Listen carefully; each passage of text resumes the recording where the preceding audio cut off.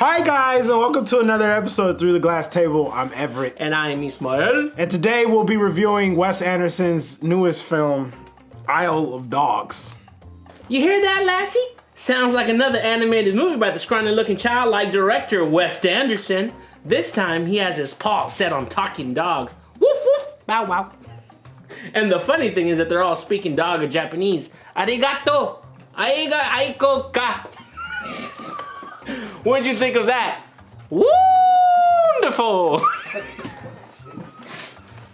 All right, Ismael, so what did you think of Wes Anderson's Isle of Dogs? I fucking loved it, Everett. Oh my God, love it. Yeah, it was great. I think you loved it more than I did. I think that's true. That's fair to say. Every other movie, I'm just like, oh, okay. Like, it was good, but this is another Wes Anderson movie. Because his style is so distinctive where it's just sort of like, sometimes it gets boring to me. Well, you could say the same thing about Nolan. You could say the same thing about people who have become like definitely say auteurs. You know? True, but at least I think people change it up more than he does. But he knows what he's doing. Like, it's not a bad thing that it's the same. It's clinical, it's very removed, and the dialogue is always the same in his movies. I was fatigued. I was Wes Anderson fatigued. But that's what makes Wes Anderson Wes Anderson. Yeah, true. So I don't know. I wasn't a big fan of him to begin with. Like, I'm not like, Budapest Hotel and all those other ones. What is he? Moonrise Kingdom? There's Moonrise Kingdom, Budapest Hotel, The Life Aquatic with Steve Zissou, which is my favorite movie from him with Bill Murray. Yeah. Well, Bill Murray's on a lot of this stuff, right? Then the most famous one. What's the one where they have the jumpsuits on and it was the twins? It was the family. I can't fucking remember the name of that movie. Jumpsuits, twins. Fuck. Adam's Family? But anyways, you were fatigued throughout the film. I was pleasantly enthralled throughout the whole thing. Like, I didn't feel, maybe like a couple moments where I felt it was draggy, but that came from the fact that I thought one character didn't really need to be there, but we'll get to that. But overall, I thought it was a fantastic film. Yeah, it's great. And it's just like showmanship of how they spend so much time. This is stop motion animation.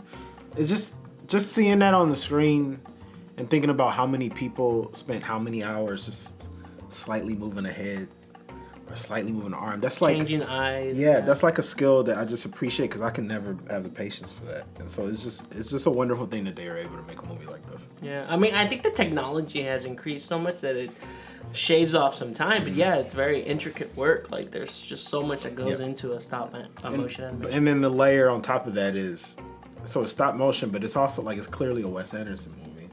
Yeah. You know what I mean? Yeah. Like the way it's as if it was a real life Wes Anderson movie, which I think that's like brilliant that they're able to bring that to life. So let's talk about the actual dogs.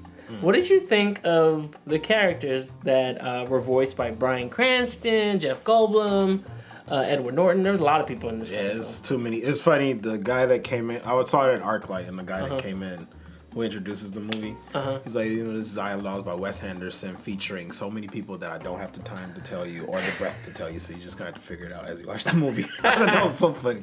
The cast is fucking great. It's everybody who's ever been in a fucking Wes Anderson movie, plus a little bit more. Jeff Goldblum's been in one? I want to say yes, and if not, he should have been a long time ago because he fits in perfectly in Wes Anderson's world. I loved his character. He's probably my favorite. It's just, did you hear about the rumor? I was like, where'd you fucking get all these rumors from? You're a fucking dog. I pleasantly didn't know a lot of the whose voices was who. Whose voices were whom? Whatever.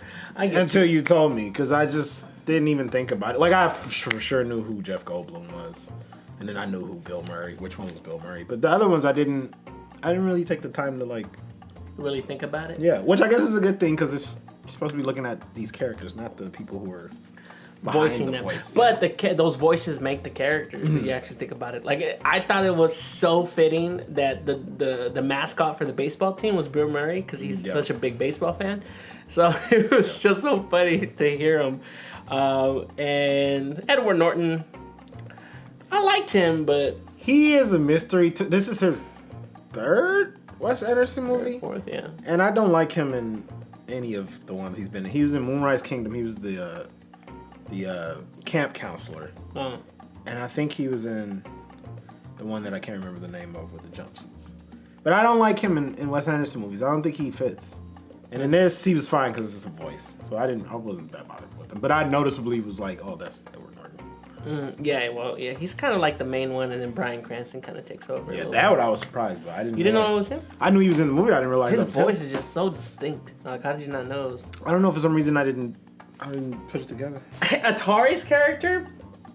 Why'd you like him, the little boy? What's interesting about this film is that it retains the original language of Japan. It says all the humans have been retained their original language, but the wolves have been translated into English. That was funny. But that little boy, I don't know who that is, but he sounds so sweet. Yeah, it fits his character so well. It doesn't sound kind of racist, but like when I hear Japanese or Chinese, I always hear like a harsh, like But in here, like not racist at all. A lot of it, because this authentic. Clearly, those are all the Japanese humans in here are clearly Japanese actors, and it's just interesting to hear different ways of how they use their language. Because the way he speaks is so sweet. It was like beautiful. Even when he does the haiku at the end, it made me cry. It was like, oh, this is the sweetest thing in the world. So yeah. You're kind of racist. So Everett. Yes. I heard that there's a rumor, or I don't know, that like a big portion of the film, Wes Anderson didn't even direct on site. He did it via Skype. So I thought that came out a little bit. What's a mystery to me is how do you direct I don't know much about stop motion animation. So how do you direct a stop motion animation? Like, does he make, a storyboard and follow it? It's just like a movie. Have you ever not seen like how they did? I mean, I know the general process of it, and then he's so distinct. Like he would have to have had it pre-planned.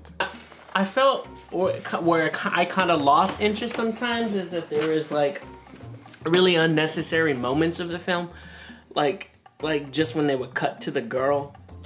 Like, I didn't really think the girl was necessary, in my opinion. She felt like she was just kind of dragging the film. Like, what's her purpose? Well, I mean, what's her purpose besides what Atari was already doing? Exactly. What did she change for him? Nothing. That's where I kept losing interest, is whenever they kept going back to her, because I didn't really care, because I was so entertained with the animals and the adventures with Atari. So I was just like, hers was empty. It was like cutting back to Finn and that Asian girl. Yeah, and The Last Jedi. Yeah, some of the things that was kind of throwing me off a little bit too was just I get it that it was a part of the structure of the movie and it was entertaining, but the flashbacks kept happening over and over again. The flashbacks only happened like 3 times. No, there's like 6 flashbacks. No, there's not. Yes, they are. It just felt like 6 flashbacks. Maybe it felt. No, I'm pretty sure it was more than 3 flashbacks. And I get it that you needed to know that information. It was necessary. Yeah. But I don't know why it didn't bother me, but it's just sort of like. Okay. I don't really know how to talk about like directing with this film, because it's just like he's not really there. If I can say it. But he is like, it's clearly a Wes Anderson movie. Yeah, I just don't know how to.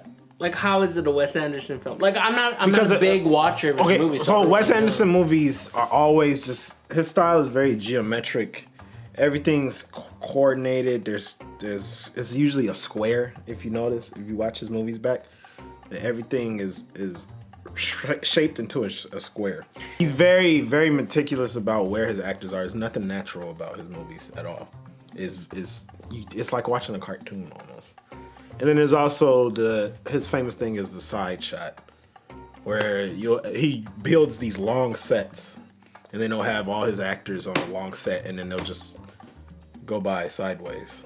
Have you never realized that in his movies? Or up and down.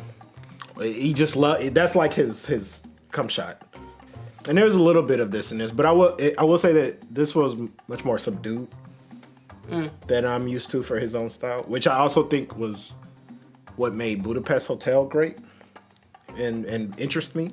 But in this, I don't know why I just felt like I wish there was more I don't know. It felt like more comic book style because it was like even split screen and more like stuff like that. But I enjoyed it because it fit the format for me. Well, and then that's like, do you think that's an influence of like anime and? I think so. And what's the book?